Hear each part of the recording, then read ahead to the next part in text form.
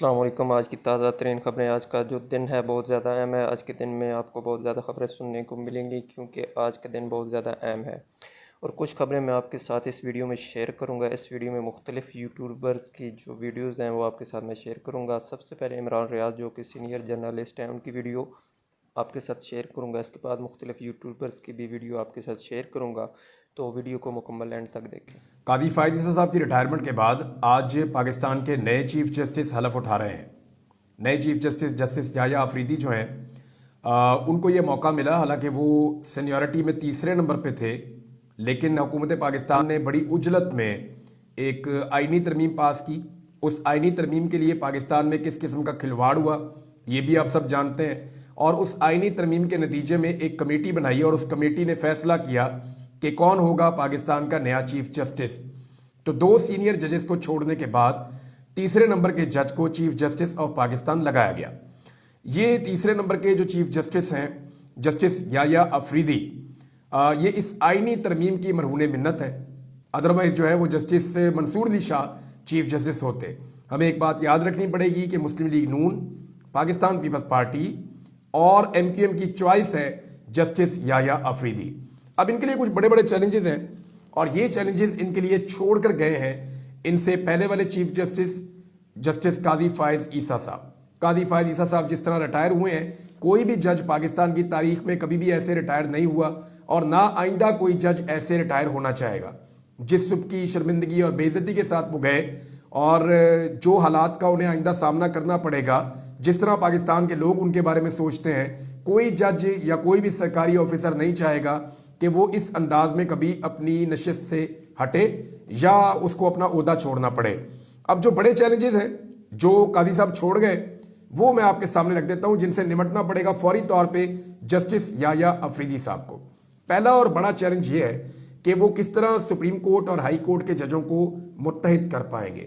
قاضی فائز عیسیٰ صاحب نے پچھلے 2-2.5 سال میں اس قسم کی سیاست کی اور اس قسم کا انداز اپنایا عدالتوں کے اندر کہ عدلیہ میں ججز تقسیم کا شکار ہو گئے۔ اب اس تقسیم کو ختم کرنے کا وقت ہے۔ کیا جسٹس یحییٰ آفریدی تمام ججز کو ساتھ لے کر چل پائیں گے؟ کیا جسٹس یحییٰ آفریدی جو عدلیہ کے اندر ایک تقسیم پیدا ہو چکی ہے، اس تقسیم کو ختم کر پائیں گے؟ پہلا چیلنج ان کے لیے یہ ہے۔ دوسرا چیلنج، جس آئینی ترمیم کے نتیجے میں وہ متنازع طریقے سے چیف جسٹس بنے ہیں، اس آئینی ترمیم کے اوپر بہت سارے لوگ درخواستیں لے کر آ چکے ہیں۔ اس آئینی ترمیم کے بارے میں جس کو غلط طریقے سے پاس کروایا گیا، عالمی سطح پہ پاکستان کی سبکی کا باعث بنی۔ وکلا، صحافتی تنظیمیں، سول سوسائٹی، عام پاکستانی تمام اس سے خائف ہیں، اور جو ہتھ کنڈے اپنائے گئے وہ بھی سب کے سامنے ہیں۔ اس آئینی ترمیم پر کیا کرتے ہیں جسٹس یحییٰ آفریدی، یہ دوسرا چیلنج ہے۔ تیسرا، انسانی حقوق کی دھجیاں اڑائی گئیں جسٹس قاضی فائز عیسیٰ کے دور میں۔ اب دیکھنا یہ ہے کہ جسٹس یحییٰ آفریدی کے دور میں کیا انسانی حقوق کی دھجیاں ایسے ہی اڑائی جائیں گی یا حالات بہتر ہوں گے۔ نمبر 3، جو جبری گمشدگیاں ہیں وہ ابھی بھی جاری ہیں۔ یعنی یہ کام تو کئی دہائیوں سے ہو رہا ہے۔ بلوچستان میں، قبائلی علاقوں میں لوگوں کو جبری طور پہ لاپتہ کیا جاتا ہے اور انہیں قانون کے کٹہرے میں کھڑا نہیں کیا جاتا۔ انصاف لوگ مانگتے رہتے ہیں، وہ یہ کہتے ہیں ہمیں عدالت میں پیش کریں، ہمیں مجرم ثابت کریں، لیکن لوگوں کو جبری طور پہ لاپتہ پاکستان میں رکھا جاتا ہے، اور یہ بڑے لمبے عرصے سے سلسلہ چل رہا ہے۔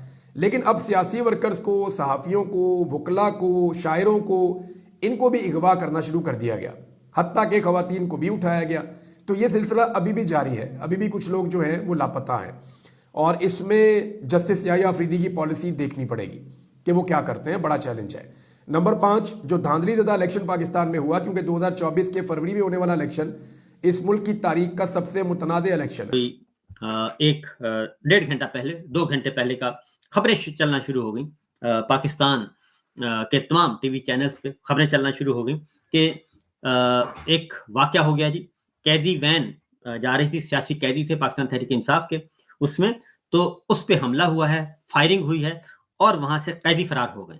یہ خبر چلی تمام ٹی وی چینلز پہ، اور بڑے زور شور سے جری۔ تمام ٹی وی چینلز نے یکدم اس خبر کو بریک کرنا شروع کر دیا کہ یہ چلی ہے جی۔ اور اس کے بعد پھر اگلی خبر آئی کہ جناب پولیس پہنچ گئی ہے۔ پھر خبر چلی، پولیس پہنچنے کے ساتھ ساتھ پھر آگے خبر چلی، اور بیپرز ہونا شروع ہو گئے رپورٹرز کے، بریکنگ نیوز کے طور پہ، کہ وہاں پہ جی انہوں نے کہا جی سینکڑوں قیدی تھے اور اس میں سیاسی قیدی بھی تھے، اس میں پاکستان تحریک انصاف کے بھی قیدی تھے، اس میں خیبر پختونخوا اسمبلی کے 3 MPs بھی تھے جن کو گرفتار کیا ہوا تھا، اور اس میں پھر وزیر اعلیٰ خیبر پختونخوا کی جو سیکورٹی پہ جن کو خیبر پختونخوا ہاؤس سے گرفتار کیا تھا وہ بھی تھے. تو وہ سارے کے سارے ان کو اٹک جیل منتقل کیا جا رہا تھا. راستے میں حملہ ہوا ہے اور فائرنگ ہوئی ہے قیدی وین پہ، شیشے توڑے ہیں، دروازے توڑے ہیں اور قیدی فرار ہو گئے ہیں. یہ سارا کچھ خبریں چلنا شروع ہو گئی. اور اس کے بعد اگلا کام یہ 6 بجے کی خبر ہے، 6 سوا 6 بجے یہ ٹی وی چینلز پہ خبریں چلنا شروع ہو گئی. اس کے بعد پھر اسی دوران یہ خبریں چل ہی رہی تھیں کہ درمیان میں ایسی خبریں آنا شروع ہو گئی کہ جی قیدیوں کو گرفتار کر لیا گیا ہے، وہ جو فرار ہوئے تھے ان کو گرفتار کر لیا گیا ہے. پھر اچانک اسی میں سے ایک خبر چلی کہ اس میں صوبائی وزیر خیبر پختونخوا کا بیٹا بھی شامل ہے، اس میں فلاں بھی شامل ہے. یہ خبریں چلنا شروع ہو گئی. پھر یہ بھی چل رہی تھیں.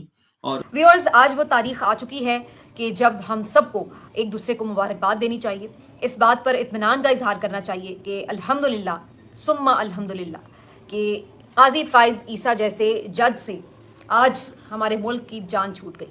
تو آج پاکستان میں یوم نجات منایا جا رہا ہے اور قاضی فائز عیسیٰ صاحب کے جانے پر خوشی کا ایک سماں ہے. ایک یقینی طور پر طمانیت ہے سب کے اندر، اگرچہ ابھی بہت کچھ جو انہوں نے خراب کیا ہے، جو انہوں نے بربادی کی ہے، وہ ٹھیک ہونا باقی ہے.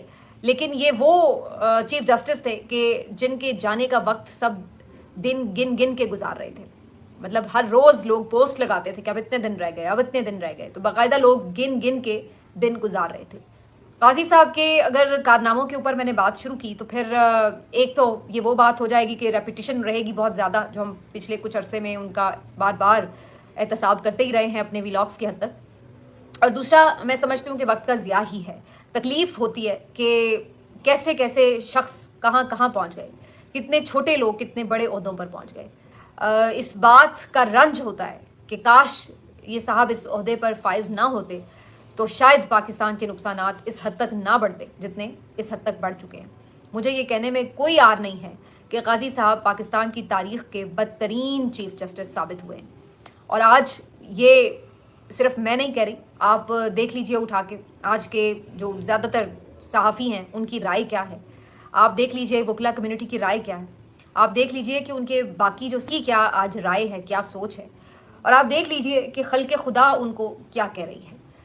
تو وہ شعر یاد آ جاتا ہے کہ نکلنا خلد سے آدم کا، وہ والی بات ہے کہ بہت ہی ایک ایسا ان کا رخصتی کا عمل ہوا ہے کہ میرا خیال ہے کہ اس سے زیادہ بے آبرو ہو کر اب کوئی شخص کیا نکلے گا. تو قاضی فائز عیسیٰ صاحب نے ایک ایسی بدترین مثال قائم کی ہے کہ اللہ نہ کرے یہ مثال کبھی ختم ہو، کیونکہ میں نہیں چاہتی کہ پیارے وطن میں اس سے بھی زیادہ کوئی برا چیف جسٹس کبھی تعینات ہو. تو بہرحال اس سارے ٹینیور کا فائنلی خاتمہ ہوا ہے اور مجھے تو بہت امید ہے اس بات کی کہ انشاءاللہ ان کے جانے سے چیزیں بہتری کی طرف جائیں گی، کچھ نہ کچھ بہتری ضرور